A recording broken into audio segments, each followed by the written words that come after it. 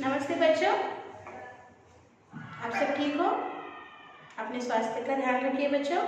आज हम 10th class Hindi first language lesson number 7 part 7 उसका अध्ययन करेंगे। तो आप आपकी Hindi first language text book खोलिए और पेज नंबर 50 खोलिए। 7th लेसन 7 एक कविता पाठ है। अन्वेषण पाठ का नाम क्या है? अन्वेषण।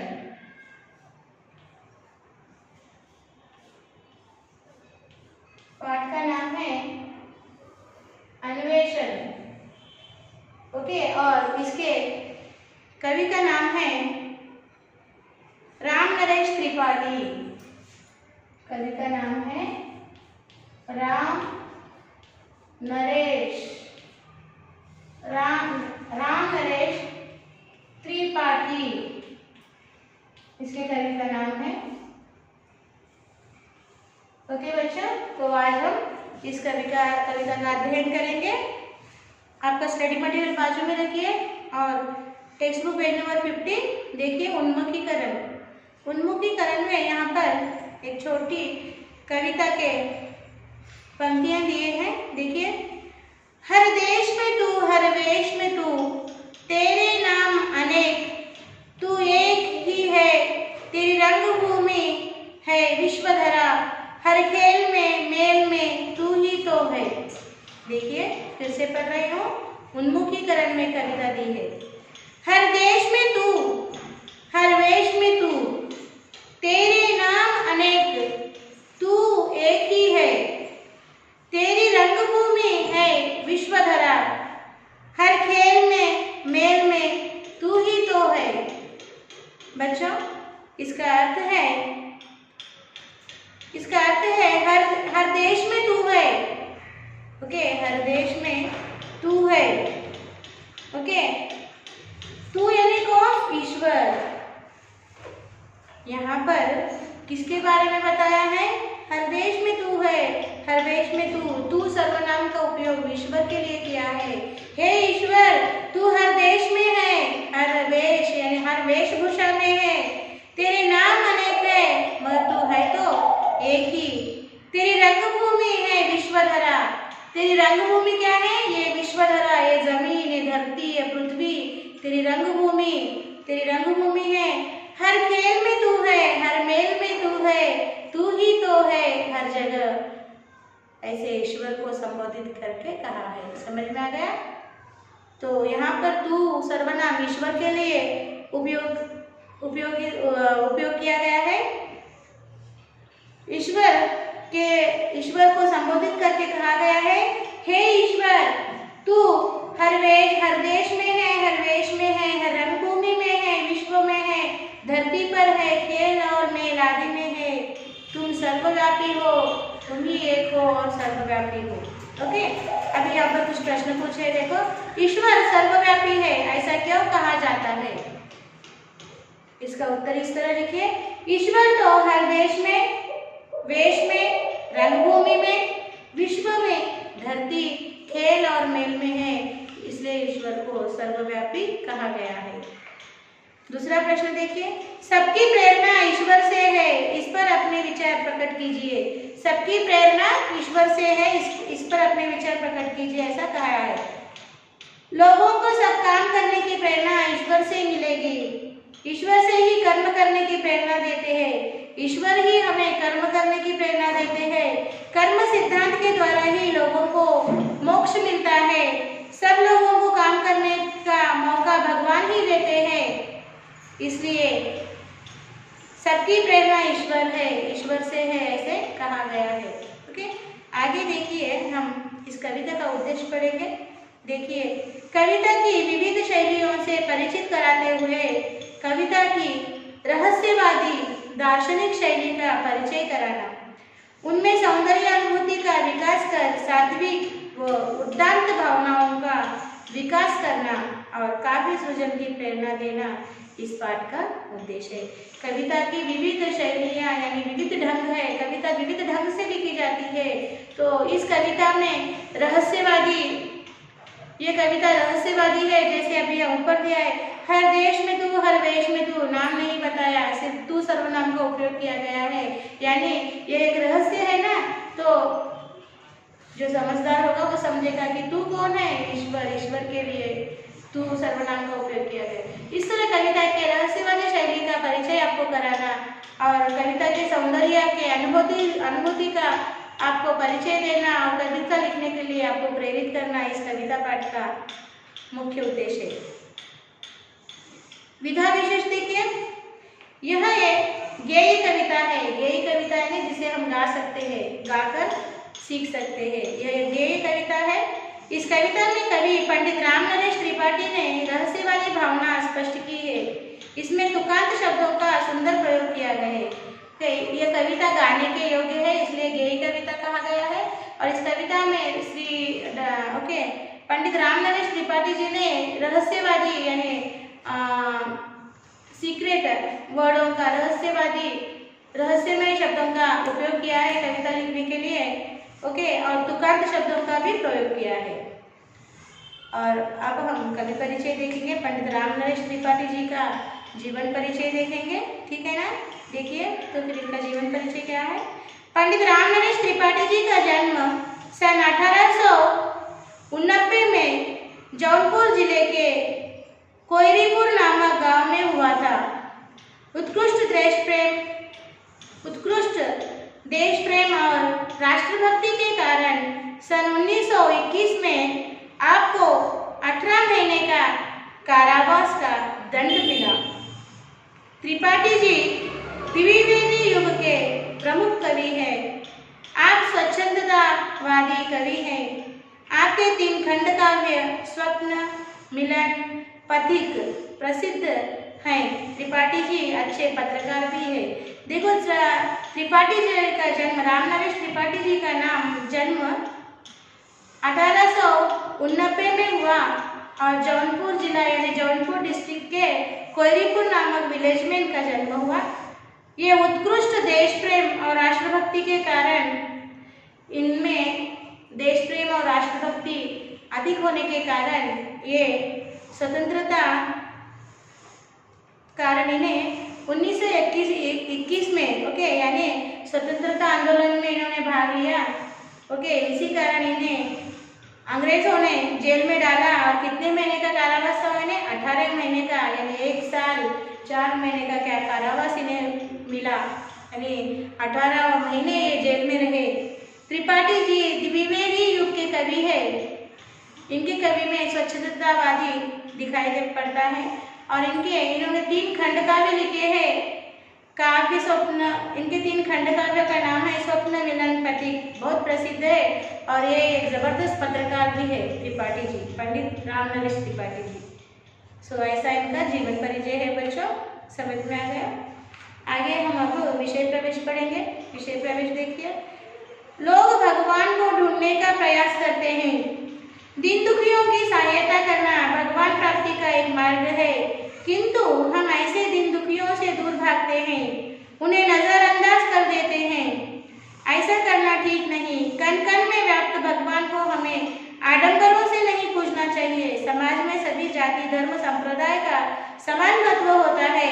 इसमें भेदभाव नहीं होना चाहिए। चाहे सुख हो चाहे दुख हो, धीर होकर जीवन जीना ही सच्चा जीवन है। देखो, लोग भगवान को ढूंढने के लिए अलग अलग प्रयास करते हैं, पूजा पाठ, उपवास रखते हैं, व्रत करते हैं, तीर्थ स्थान जाते हैं, अलग अलग मंदिरों को जाते हैं, मगर ये सब ढोंग है। इसके अलावा अगर आप दीन दुखियों में, समाज में जो गरीब है, दीन दुखी है, पीड़ित है, ऐसे लोगों की मदद करोगे, सहायता करोगे, तो उनमें ही आप लोग भगवान को प्राप्त कर सकोगे। हमें ऐसे लोगों की मदद करना चाहिए, भेदभाव नहीं करना चाहिए, सबको समान हक देना चाहिए। सुख हो चाहे दुख हो, सब लोग मिलजुल कर, एक होकर जीना ही सच्चा जीवन है। ओके ना। भगवान की सच्ची भक्ति दीन दुखियों के मदद में है, आप ध्यान में रखिए। ओके ना। तो आगे देखिए, अब हम कविता को पढ़कर समझेंगे। उससे पहले आप एक बार विषय प्रवेश का साइलेंट रीडिंग कीजिए।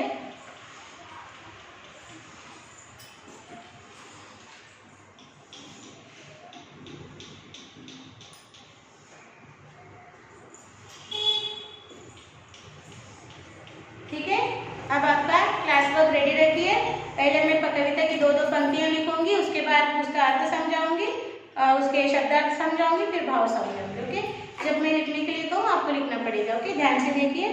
पहले मैं कविता की पंक्तियों को बोर्ड पर लिखती हूँ, शामपट पर। देखिए, मैं ढूंढता तुझे था, मैं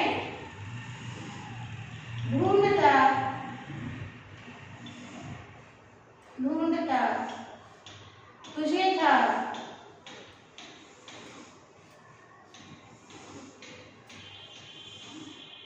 जब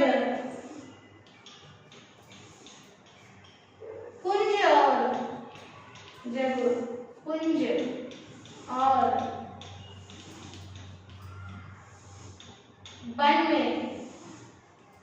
वन में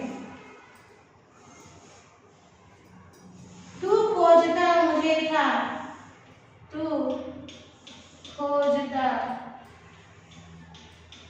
तू खोजता मुझे था, तब दीन के वतन में, तब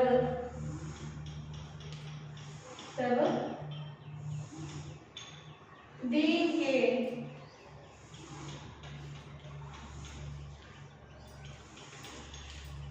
वतन में।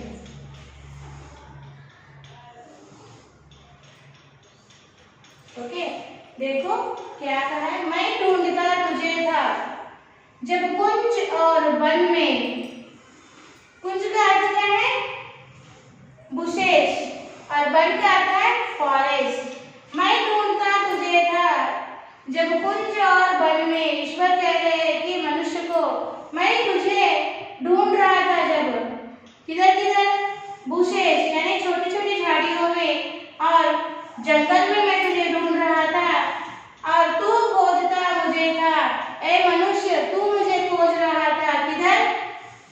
दीन के वतन में। देखो क्या कहा है इसका, हे भगवान मैं तुझे, ओके मनुष्य कह रहा है, हे भगवान मैं तुझे पाने के लिए वृक्षों में और वन में, पेड़ पौधों में ढूंढ रहा था, लेकिन तू मुझे दीन लोगों के मातृभूमि में ढूंढ रहे थे। यानी देखो, मैं ढूंढता तुझे था जब कुंज और वन में। मनुष्य कह रहा है, हे भगवान मैं तुझे ढूंढ रहा था वृक्षों में और जंगलों में, और भगवान है, भगवान तू मुझे खोज रहा था दीन दुखियों के वतन में, दीन दुखियों के देश में। ओके, दीन दुखियों के मातृभूमि में ढूंढ रहे थे। ओके, तो इसके शब्दार्थ देखिए, पहले ये लिखना है, उसके बाद आपको शब्दार्थ लिखना है। शब्दार्थ इस तरह से लिखना है, शब्दार्थ भी दूंगी आगे।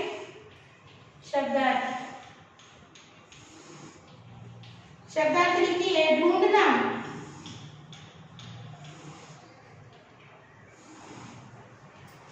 ढूंढना, टू सर्च,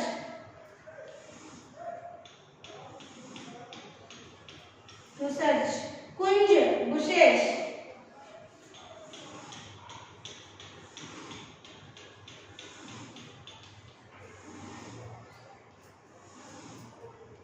खोजना, टू सर्च, खोजना also to search,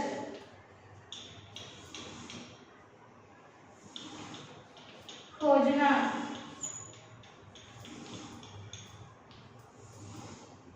to search.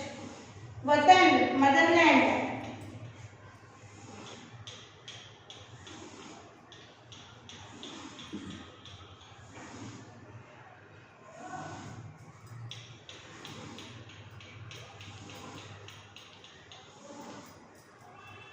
वतन मदरलैंड।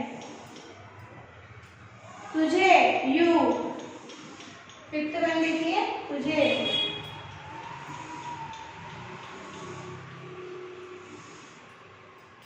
यू। वन यानी फॉरेस्ट, वन,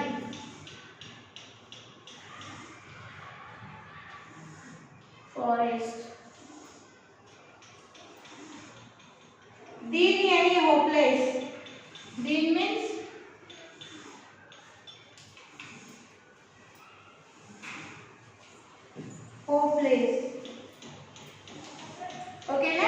लिखिए, उसके बाद हम नेक्स्ट पंक्तियों को देखेंगे, ठीक है।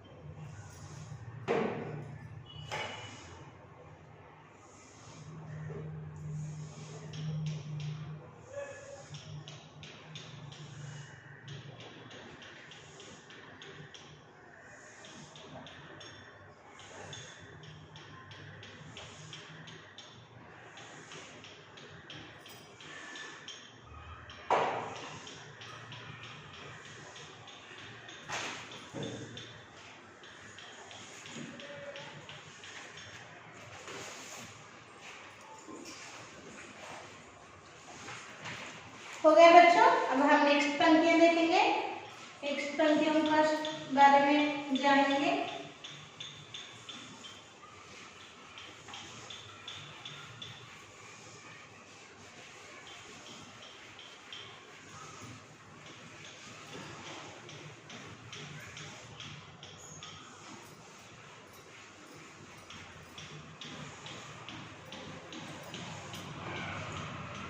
नेक्स्ट पंक्तियां हैं, सेकंड वन, तू आग बन किसी की, तू आग बन किसी की, तू आग बन किसी की, मुझको पुकारता था, मुझको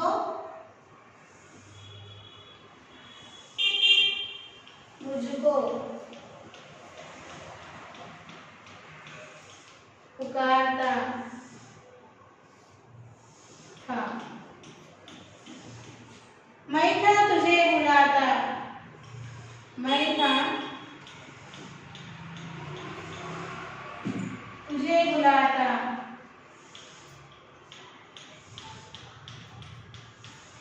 मैं था तुझे बुलाता, संगीत में भजन में, संगीत में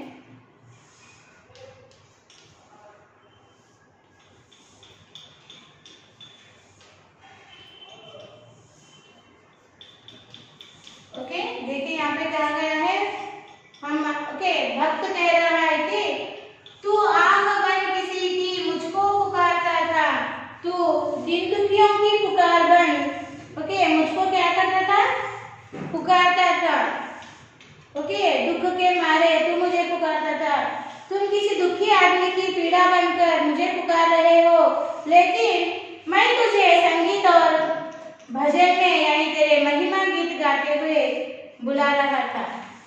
देखिए कितना सुंदर वर्णन किया गया है।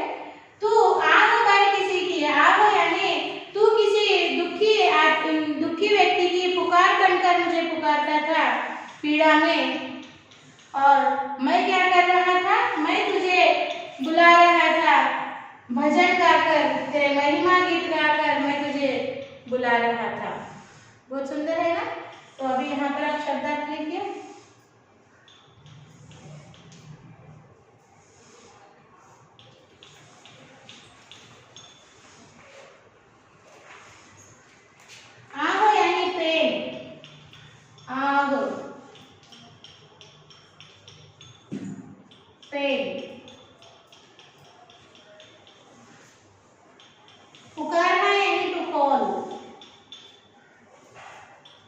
पुकारना,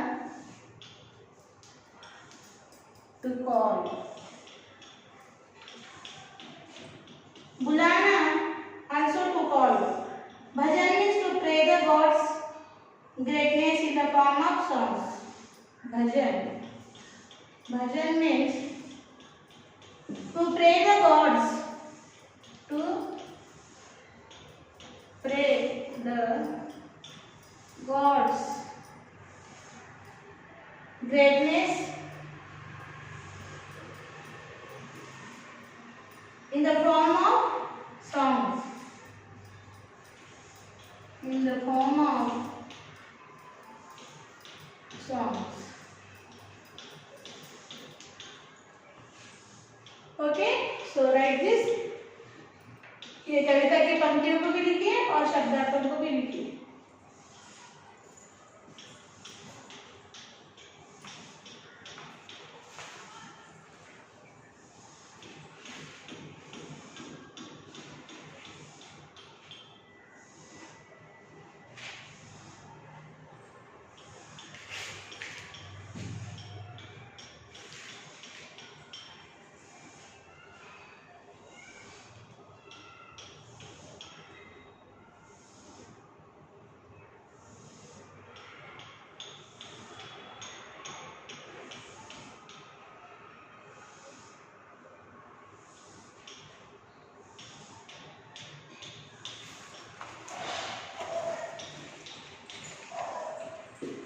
हो गया.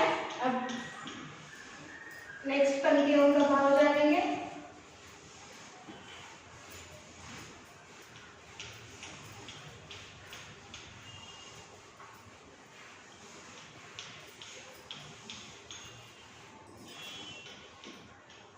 देखिए थर्ड वन, मेरे लिए खड़ा था,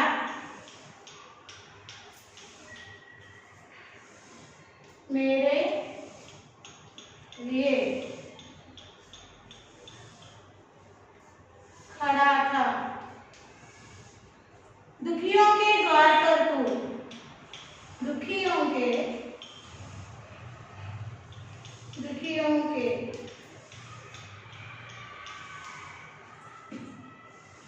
द्वार पर तू,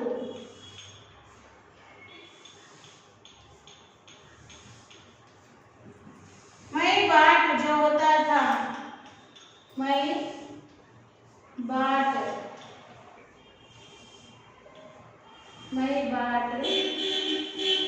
जो होता था,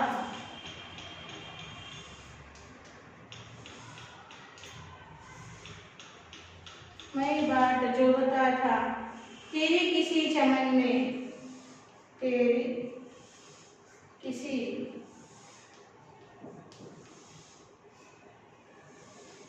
चमन में. ओके, देखिए भगवान भक्त का इंतजार किधर कर रहा था? दुखियों के द्वार पर यानी दरवाजे पर कर रहा था. जो दीन दुखी थे, पीड़ा में थे, उनके घर के द्वार के ऊपर भक्त का इंतजार कर रहा था ईश्वर. और भक्त किधर ढूंढ रहा था भगवान को? भगवान के लिए जो एक सुंदर जगह बनाई है, एक सुंदर बगीचा बनाया हुआ है, एक उपवन बनाया है, उस उपवन में भक्त भगवान को ढूंढ रहा था. देखो शब्दार्थ इस तरह लिखिए.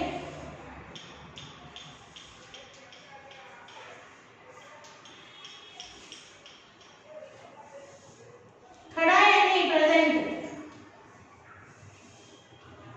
खड़ा प्रेजेंट. द्वार मीन्स वे, द्वार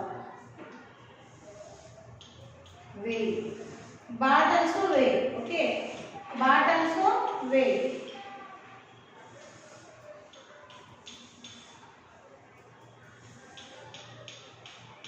दुखियों means persons who suffered with pain. दुखियों means who?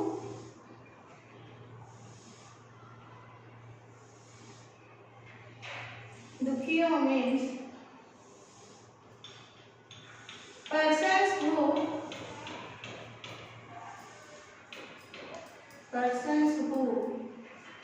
suffered with pain.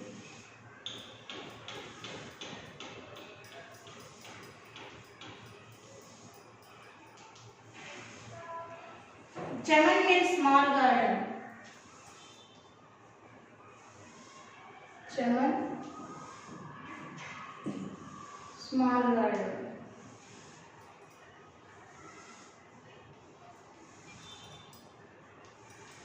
Okay, right.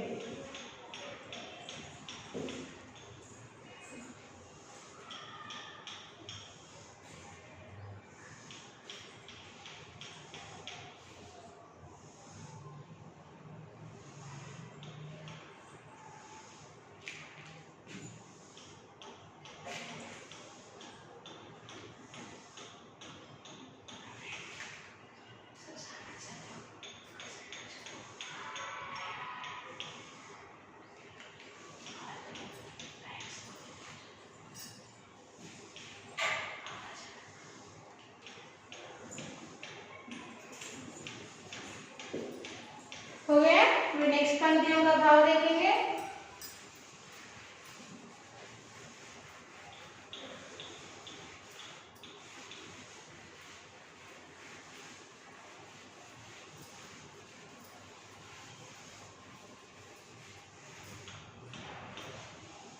Fourth one, बनकर किसी के आंसू,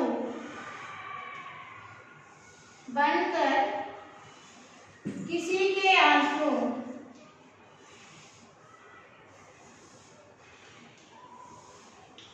बनकर किसी के आंसू मेरे लिए बहा तू, मेरे लिए बहा तू,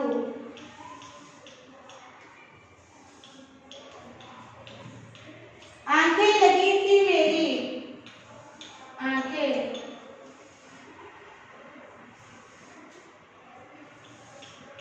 लगी थी, आंखें लगी थी मेरी, तब मान और धन में, तब मान और धन में,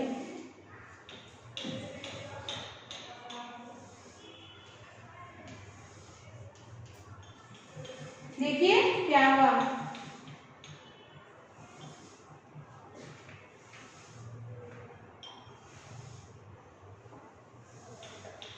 देखिए इसका भाव क्या है, बनकर किसी के आंसू, बनकर किसी के आंसू, बड़ी ऊ की मात्रा है, बनके किसी के आंसू मेरे लिए बहा तू, आंखें लगी थी मेरी, तो मान और धन में, यानी कि भक्त देखिए, भक्त किधर है, भगवान देखिए, भगवान किधर है, भगवान किसी के आंसू बनकर, दुखी पीड़ितों के आंसू बनकर बह रहे थे, यानी दुखी और पीड़ितों के दुख में जो आंसू निकल रहे हैं वो आंसू बनकर भगवान बह रहे थे। और भक्त की आंखें किधर लगी थी, गौरव और सम्मान पाने में, धन इकट्ठा करने में भक्त की आंखें लगी हुई थी। मान यानी सम्मान, ओके, सम्मान गौरव प्राप्त करने के लिए, धन जमा करने में भक्त की आंखें लगी हुई थी, और भगवान दुखी और पीड़ितों के आंखों से आंसू बनकर बह रहा था। समझ में आ गया। अगर यहाँ पर आपको शब्दार्थ लिखना है,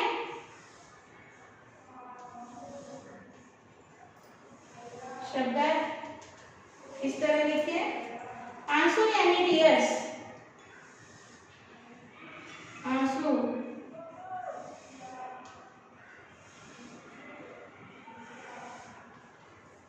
टीयर्स, बहाना मीन्स टू फ्लो, बहाना टू फ्लो,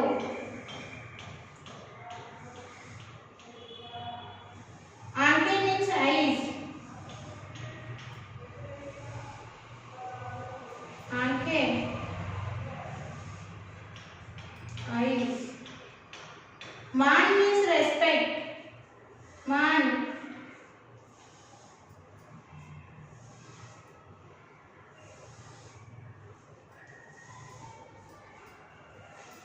रिस्पेक्ट।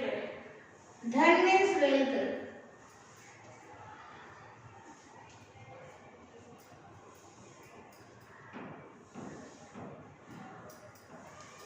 धन means wealth. Neatly right.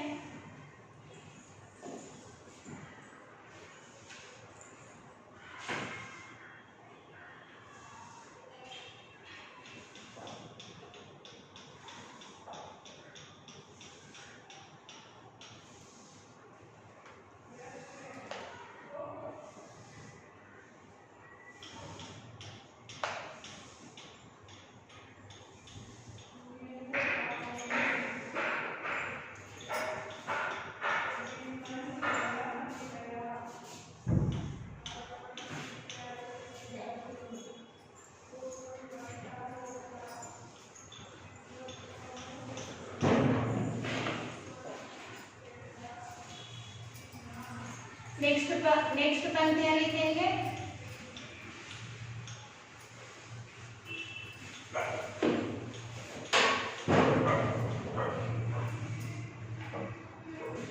Next लिखिए, बाजे बजा बजा के, बाजे बजा बजा के मैं था तुझे रिझाता, मैं था तुझे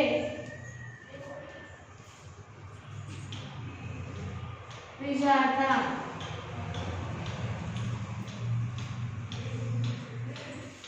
तब तू लगा हुआ था, तब तू लगा हुआ था,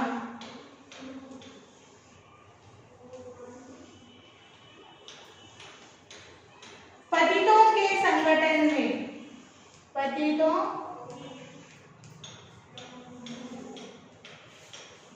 के संगठन में।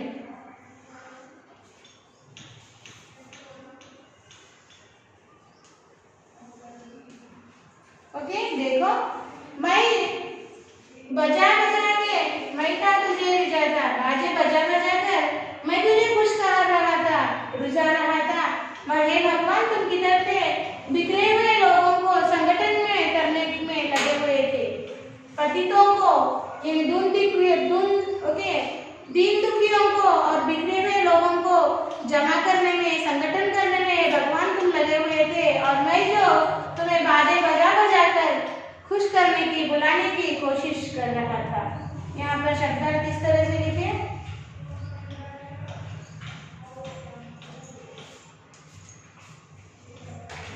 शब्दार्थ लिखिए, बाजा ड्रम, पतित फॉल, पतित फॉल, रिझाना टू बी अट्रैक्टिव, रिझाना टू बी अट्रैक्टिव।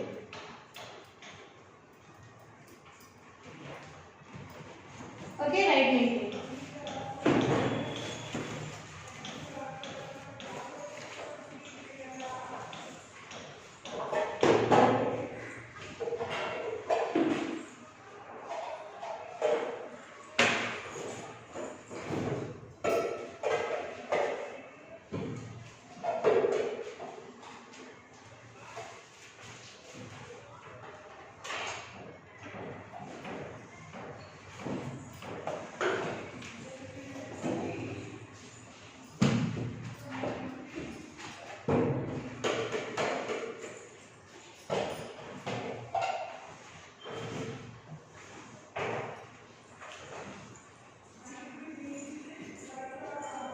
बच्चों, आज हम यही रुकेंगे और शेष पंक्तियों का अर्थ हम अगले सेशन में देखेंगे। तो आज का साक्षी इस तरह लिखिए, साक्षी सब्जेक्ट हिंदी,